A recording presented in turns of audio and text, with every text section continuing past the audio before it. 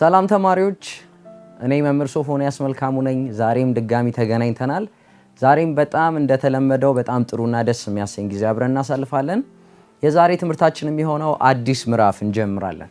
በዚህ አዲስ ምዕራፋችን ንድፍ የሚል ርዕስ ይኖረዋል ማለት ነው። በሱ ስር ዛሬ የምናያቸው የተለያዩ ክፍሎች ይኖራሉ።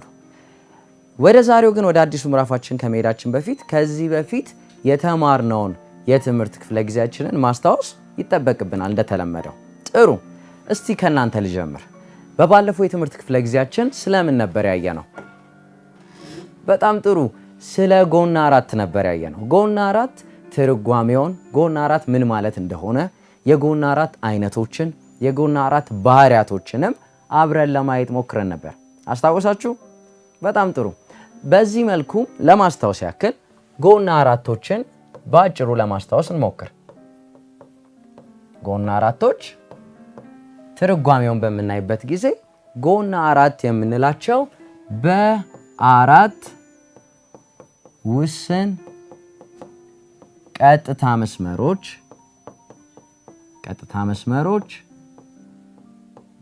መስመሮች አማካኝነት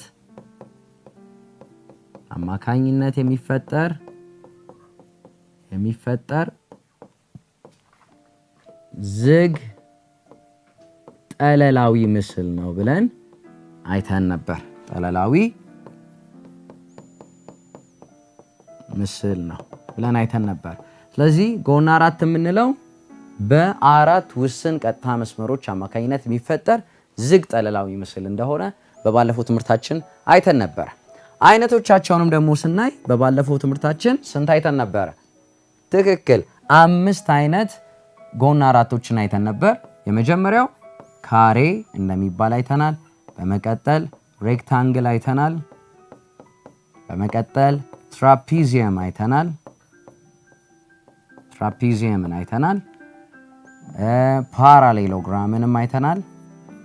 ፓራሌሎግራምን አይተናል።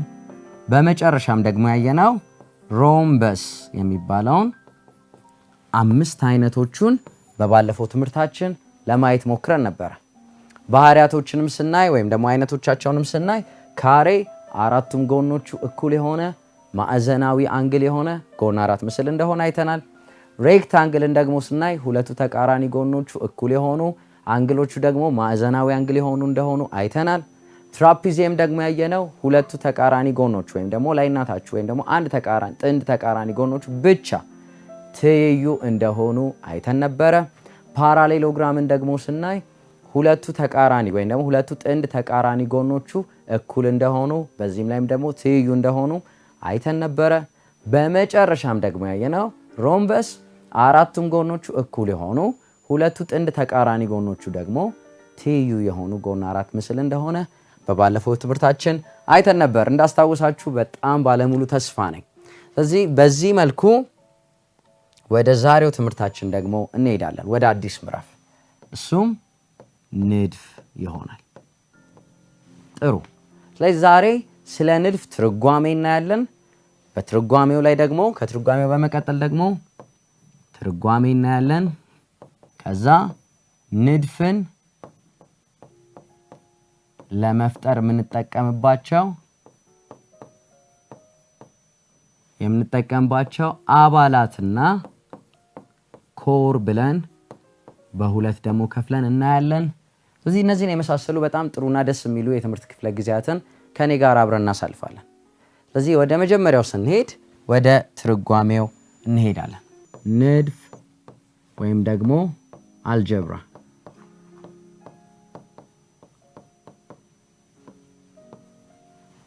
መጽሐፎቻችሁ እጃችሁ ላይ ካሉ መጽሐፎቻችሁን እያያችሁ እንድትከታተሉኝ ጋብዛችኋለሁ።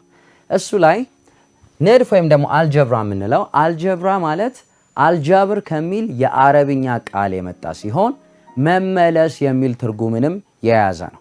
ስለዚህ አልጀብራ የሚለው ቃል የመጣው አልጃብር ከሚል የአረብኛ ቋንቋ ሲሆን ትርጓሜውም መመለስ ወይም ደግሞ መመለስን፣ መደጋገምን የሚያሳይ ይሆናል ማለት ነው።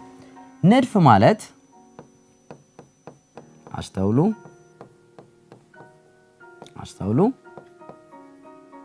ንድፍ ማለት የነገሮች ወይም የቁጥሮች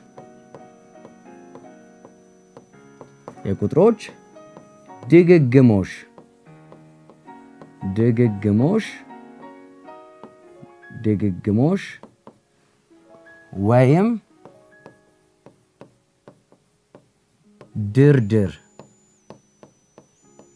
ድርድር ማለት ነው።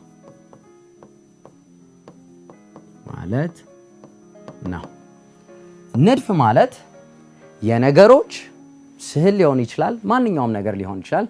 የነገሮች ድግግሞሽ ወይም ደግሞ የነገሮች ወይም የቁጥሮች ድግግሞሽ ወይም ደግሞ ድርድር ብለን እንሰይመዋለን ማለት ነው። ስለዚህ ንድፍ ማለት የነገሮች ወይም የቁጥሮች ድርድር ወይም ደግሞ ድግግሞሽ የሚለውን አቻ ፍቺ ይሰጠናል ማለት ነው። ለምሳሌ አንድ ነገር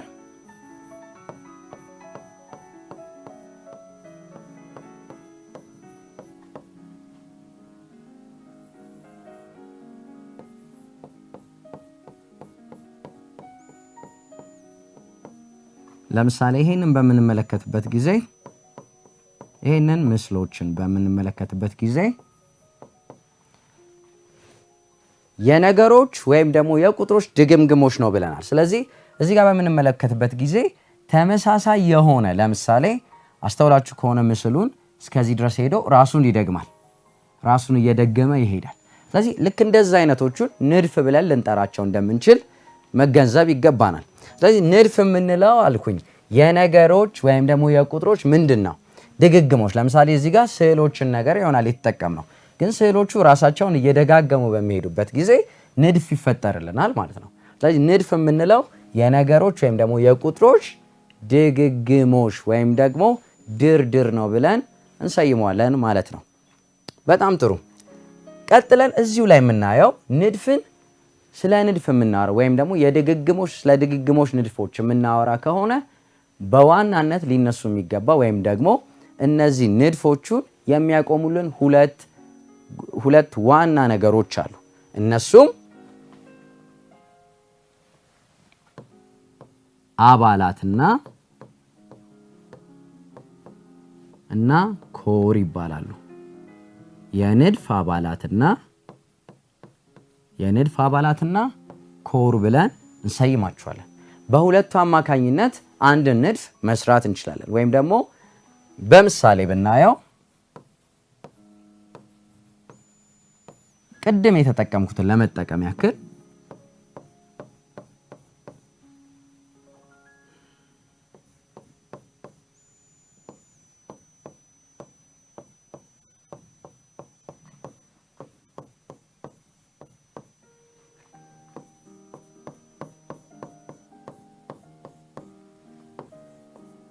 ጥሩ። ለምሳሌ ይሄን ምስል በምናይበት ጊዜ አባላት ብለን የምንሰይማቸው ንድፉ ላይ የሚገኙልን ምስሎች ወይም ደግሞ ቁጥሮች ሊሆኑ ይችላሉ። ንድፉን የሰሩልን ለምሳሌ በዚህ ምስል ላይ አባላት ወይም ደግሞ የንድፍ አባላት ብለን የምንጠራቸው ይህ ምልክትና ሁለቱ ናቸው ማለት ነው። ስለዚህ አስተውላችሁ ከሆነ ንድፉ ላይ እየተደጋገሙ የሄዱት የንድፍ አባላቶች ሁለቱ ናቸው። ስለዚህ ሁለት አባላቶች አሉት ይሄ ምስል ላይ፣ እነሱ እየተደጋገሙ ይሄዳሉ ማለት ነው። ስለዚህ ንድፉን እንዲመሰረትልን ካደረጉት መካከል የንድፍ አባላቶቹ እነዚህ ይሆናሉ ማለት ነው። ኮር የምንለው ደግሞ የንድፉ ትንሹ እየተደጋገመ የሚሄደው ነገር ኮር ብለን እንጠራዋለን። ምን ማለት ነው? ለምሳሌ ምስሉን በምናይበት ጊዜ እዚህኛው ጋር እየተደጋገመ የሚሄድበት የራሱ ቦታ አለው። ስለዚህ ድግግሞሹን እየፈጠረ የሄደው የአባላቶቹ ስብስብ ኮር እንለዋለን። በዚህ መሰረት ኮሩን በምናወጣ ጊዜ እየተደጋገመ የሄደውን ክፍል ማለት ነው የምናወጣው። በዚህ መሰረትም ይህንን ኮር ብለን እንጠራዋለን ማለት ነው። ኮር ማለት የንድፉ ትንሹ ክፍል ሲሆን ራሱን እየደጋገመ ንድፉን የሚያጸናልን ወይም ደግሞ የሚያቆምልን ኮር ብለን እንጠራዋለን ማለት ነው። ስለዚህ የንድፍ አባላት ብለን የምንሰይማቸውን በዚህ መልኩ እንሰይማቸዋለን። ኮር የምንላቸውን ደግሞ በዚህ መሰረት እንሰይማቸዋለን ማለት ነው። ስለዚህ ንድፍ ማለት የነገሮች ወይም ደግሞ የምስሎች ወይም ደግሞ የቁጥሮች ድግግሞሽ ወይም ደግሞ ድርድር ነው ብለናል ፍቺውን። በዚህ መሰረት ደግሞ ንድፍ ላይ ሁለት ዋና ነገሮችም አብረን እናያለን። እነሱም የንድፍ አባላትንና ኮር ብለን አየን። አባላት የምንለው ንድፍ ሆኖ እንዲቆምልን ካደረጉ አባላቶች ወይም ደግሞ በውስጡ የሚገኙት ቁጥሮች ሊሆኑ ይችላሉ፣ ምስሎች ሊሆኑ ይችላሉ። እነሱ የንድፍ አባላት እንላቸዋለን። ኮር ደግሞ የምንለው ንድፉን እንዲቀጥል ያደረገልን የንድፉ ትንሹ ቀመር ወይም ደግሞ ትንሹ ምስል ሲሆን እሱን እየደጋገመ ንድፉን የሚያቆምልን ይሆናል ማለት ነው። ስለዚህ የንድፍ አባላት በዚህ መልኩ እናያለን፣ ኮርን በዚህ መልኩ እናያለን ማለት ነው። እስቲ ተማሪዎች ለእናንተ ደግሞ አንድ ጥያቄን ሰጥቻችሁ እንመለስ። እሺ መልመጃን ሞክረን ደግሞ ተመልሰን እንገናኛለን። የሚከተሉትን ሂሳባዊ ጥያቄዎች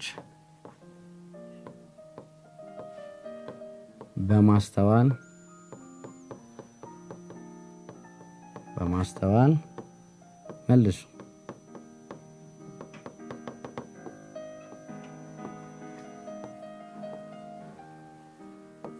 የመጀመሪያው ንድፍ ምን ማለት ነው?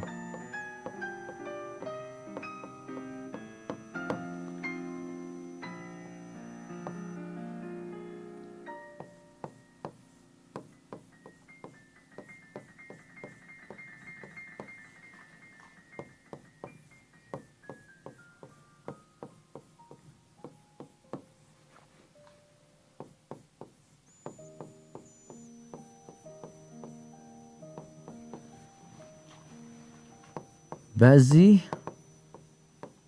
በተሰጣቸው ንድፍ ውስጥ የንድፉ አባላትና ኮር ለይታችሁ አውጡ። ጥሩ። ይህንን ሰርተን ከ3 ደቂቃ በኋላ ተመልሰን እንገናኛለን።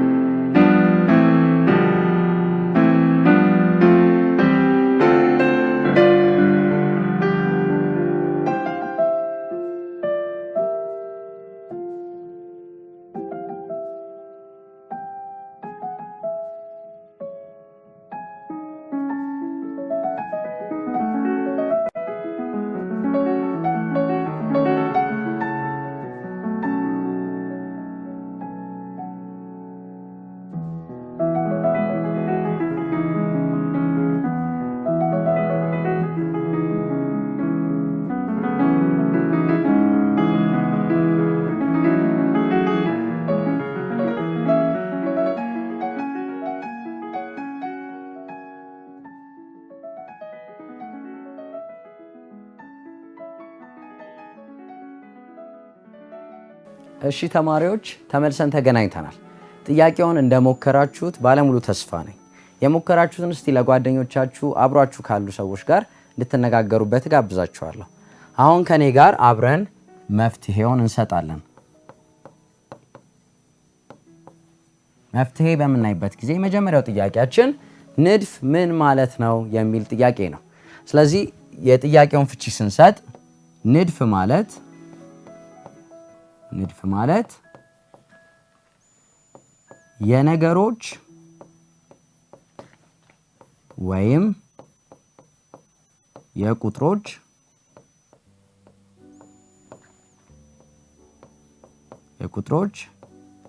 ድግግሞሽ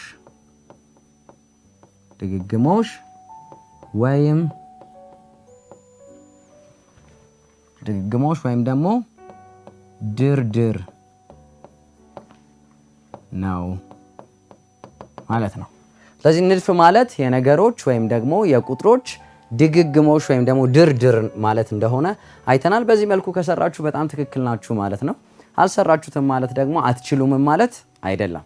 በድግምጋሚ ስንሰራው መልሱን ማስተካከልን ማግኘትም እንችላለን።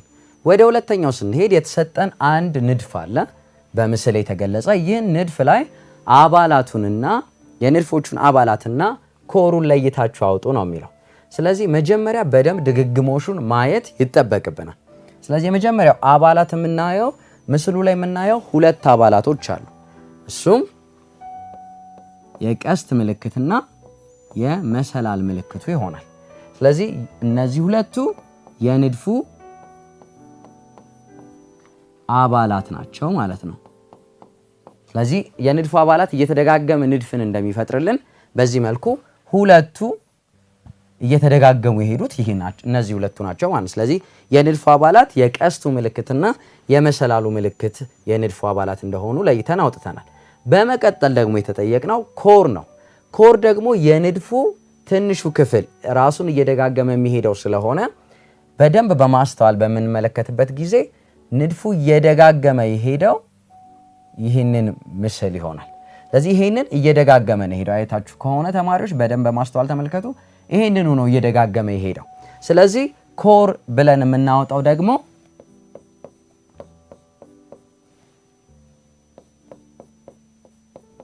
ይሄ ደግሞ ኮር ብለን ለይተን እናወጣዋለን ማለት ነው። ስለዚህ በዚህ መልኩ አውጥተን ካሳያችሁ ትክክል መልሳችኋል ማለት ነው።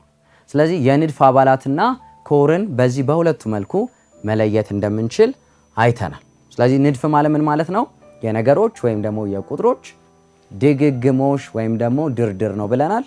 የንድፍ አባላትን ንድፍ ደግሞ ለመመስረት የንድፍ አባላትና ኮር ያስፈልገዋል። የንድፍ አባላት የምንለው ንድፉን እንዲመሰረትልን ያደረጉ ውስጡ ያሉ ቁጥሮች ሊሆኑ ይችላሉ፣ ምስሎች ሊሆኑ ይችላሉ። እነሱ ሲሆኑ ኮር የምንለው ደግሞ የንድፉ ትንሿ ክፍል ራሱን እየደጋገመ ንድፉን የሚያቆምልን ክፍል ደግሞ ኮር ብለን እንጠራዋለን ማለት ነው። በጣም ጥሩ። ስለ ንድፍ ስናይ ወይም ደግሞ የንድፍን የሩቅ አባላት ለማግኘት ደግሞ ሁለት ነገሮችን ማወቅ የቀዳማይና የተከታይን አንድነት ወይም ዝምድና ወይም ደግሞ ስለ እነሱ ማወቅ በጣም አስፈላጊ ይሆናል። ተማሪዎች ቀዳማይና ተከታይ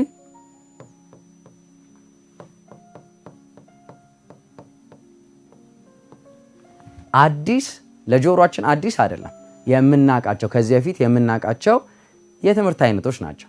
ቀዳማይ ስንል ምንም ነገር መጀመሪያ የምንጀምረው ከስሙ ትርጓሜ ነው። ቀዳማይ ስንል የሚነግረን ራሱ የሚቀድም ነገር መሆኑን ይነግረናል። በመቀጠል ደግሞ ተከታይ ስንል ደግሞ የሚከተል ነገር የሚል ትርጓሜን ይሰጠናል። በዚህ መልኩ ቀዳማይና ተከታይን በምናይበት ጊዜ ለምሳሌ የአራት ቀዳማይ ማን ነው? በቁጥሮች ስናይ ከአራት ቀድሞ የሚመጣውን ቁጥር ይነግረናል። በዚህ መሰረት ከአራት ቀዳማይ የምንለው 3 ይሆናል ማለት ነው። ከአራት ደግሞ ተከታይ ደግሞ የምንለው ደግሞ 5 ይሆናል። በዚህ መልኩ እናውቀዋለን። ግን ደግሞ ዛሬ የምናየው ቀዳማይን ለማግኘት የምንጠቀምበትን ቀመር ደግሞ አብረን እናያለን። ዛሬ ተከታይንም እንዴት በቀመር ተጠቅመን እንዴት ማግኘት እንደምንችልም አብረን የምናይበት ጊዜ ይሆነናል ማለት ነው። ቀዳማይን ለመጠቀም የምንጠቀመው ለማንኛውም ሙሉ ቁጥር ሀ ሲቀነስ 1 የሚል ቀመርን እንጠቀማለን። ለምን? ለቀዳማይ።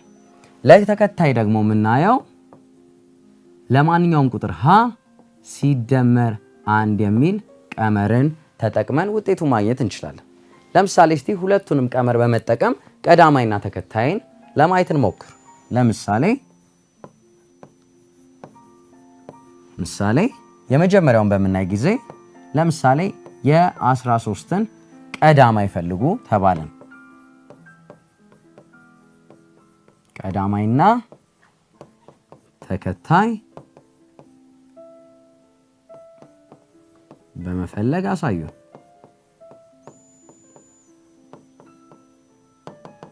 ለምሳሌ የተጠየቅነው ጥያቄ የ13ን ወይም ደግሞ ሙሉ ቁጥር 13ን በቀዳማዩና ተከታዩን አሳዩ ነው የሚለው። ስለዚህ ቀመሮቹን በመጠቀም እንዴት ቀዳማይና ተከታይ ማግኘት እንደምንችል ለማየት እንሞክር። መፍትሄያችን የመጀመሪያው ስናየው 13 ነው። ስለዚህ የቀዳማይን ለማግኘት ምንድነው ብለናል?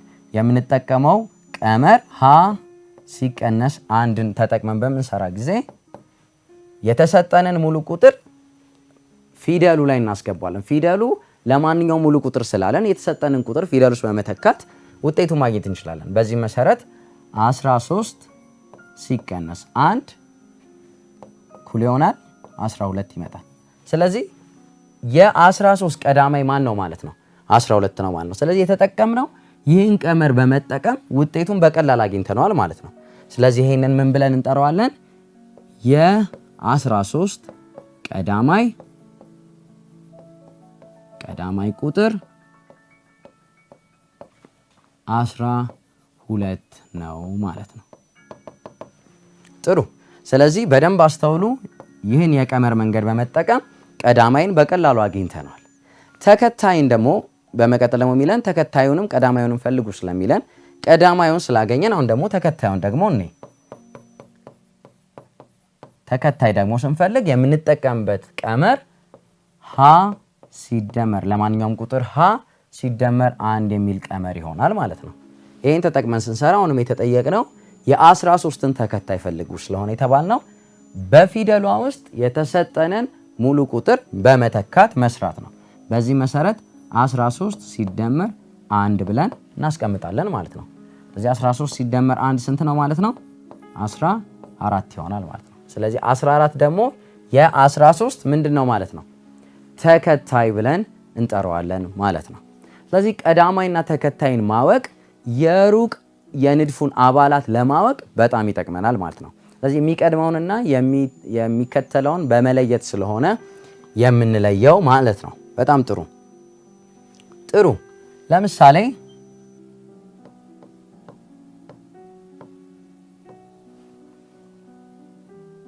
ምስሎቹን አብረን አንድ ንድፍ በመስራት ምስሎቹን በደንብ በማስተዋል ተመልከቱና ከዛ ደግሞ በመተካት እናንተ ታስገባላችሁ።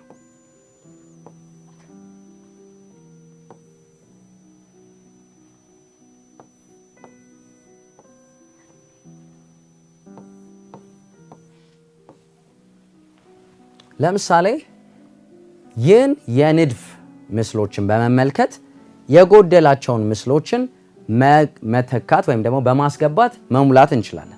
ለምሳሌ የንድፉን ሂደት ማየት በጣም ጥሩ ነው። ምክንያቱም ቀዳማዩንም ተከታዩንም በደንብ በማስተዋል በማየት ክፍተቱን በባዶ ቦታው ላይ መሙላት እንችላለን።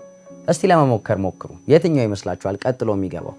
የንድፉን ኮርና አባላቶቹን በደንብ ለይቶ በማየት ከዛ በኋላ ባዶ ቦታውን የንድፉን ባዶ ቦታ መሙላት እንችላለን።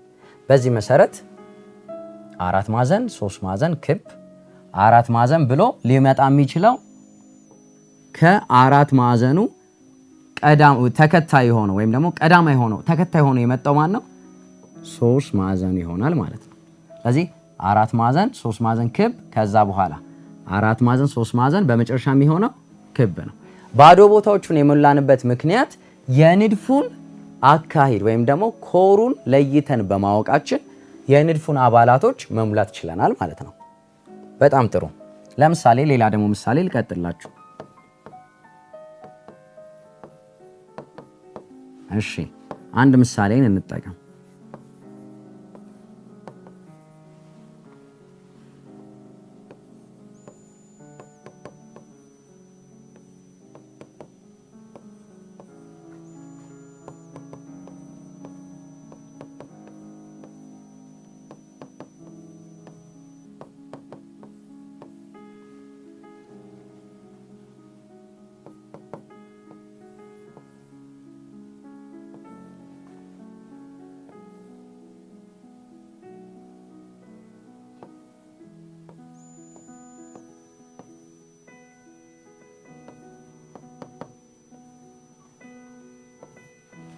ለምሳሌ ይህን በቁጥሮች የተቀመረን ዝርግ የሆነ ንድፍን አካሄዱን በማየት ወይ ደግሞ የንድፉን አካሄድ በማየት አባላቱንና ኮሩን በማስተዋል ቀዳማይና ተከታዩን በማስተዋል የሩቅ አባሉን ማግኘት እንችላለን።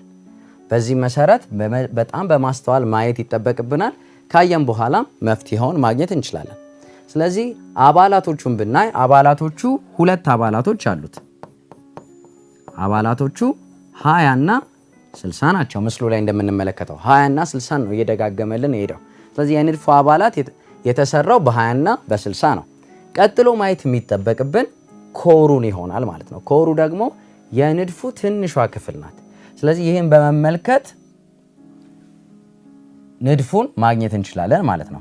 በዚህ መሰረት ካየነው 20 20 20 60 60 60 60 ብሎ 3 20ዎችን ከዛ 4 60ዎችን ተጠቅሞ የሚጎለንን ቦታ እንድንሞላው ይጠይቀናል። በዚህ መሰረት ኮሩን በምናይበት ጊዜ አንድ ኮሩ ረጅም ኮር ነው፣ ግን ይሄን የሚያክል ይሆናል።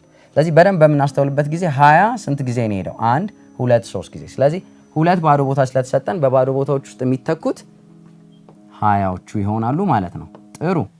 በመቀጠል ደግሞ 60 60 4 ጊዜ ተጠቅሞልናል። ስለዚህ 60ን እናስገባለን ማለት ነው። በመቀጠል አንድ ባዶ ቦታን ሰጥቶናል። ንድፉ የሚቀጥል ስለሆነ በመቀጠል የሚገባው ማን ነው ማለት ነው? 3 20ዎችን 4 60ዎችን ተጠቅሞ 20ዎቹን ስለሚደግም 3 20 4 60 ይልና 20 ብሎ ደግሞ ንድፉ ይቀጥላል ማለት ነው። ጥሩ። ስለዚህ በዚህ መልኩ ንድፎችን በቀላሉ ማስቀጠል እንደምንችል ተመለከትን። ቀዳማይና ተከታይን በማየት ኮሩንና የንድፍ አባላቶቹን በመለየት በቀላሉ ንድፎችን መስራት እንደምንችል ተመለከትን። መልመጃዎችን ሰርተን ደግሞ ተመልሰን እንገናኛለን። ለሚከተሉት የንድፍ ጥያቄዎች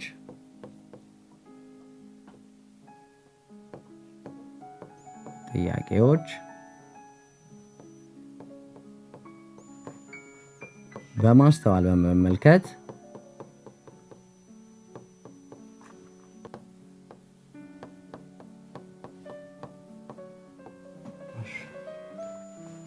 በመመልከት መልስ ስጡ።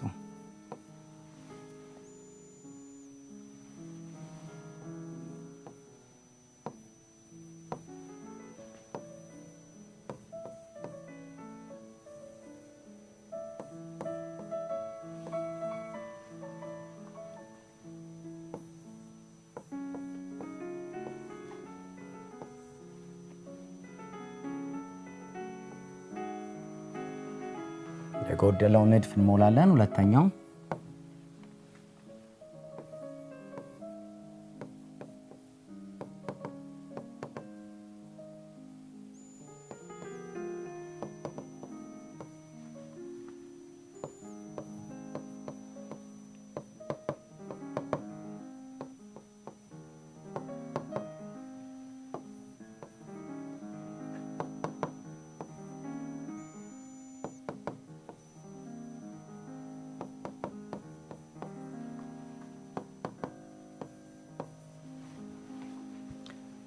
ይህንን ሁለት የንድፍ ጥያቄዎች በመስራት ከ3 ደቂቃ በኋላ ተመልሰን እንገናኛለን።